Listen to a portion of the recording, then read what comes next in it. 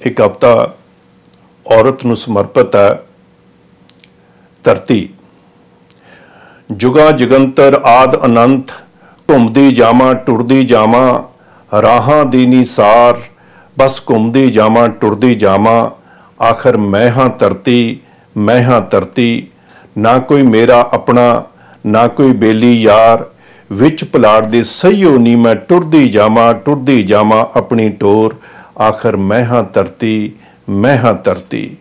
ना मेरी कोई चाहत ना ही कोई आवाज़, मेरे विच भी लट लट बलदे शब्दां दे अंगार, आखिर मैं हाँ धरती, मैं हाँ धरती। सबर प्याला टुट जावे, अंदरों ज्वालामुखी फुट आवे, समय दा पैर बेड़ियां च उलझ जावे, ते फिर छिन विच ही क्यामत आ जावे, पर नहीं, आखिर मैं हाँ धरती, मैं हाँ धरती, मैं हाँ धरती। कदों तक चलना है बाकी, कलपे मेरी रूह जज्बाती, कद तक सूरज इश्क ते आवां, कठपुतली बन नच्ची जावां, पुछे धरती, आखिर मैं हाँ धरती, मैं हाँ धरती, मैं हाँ धरती।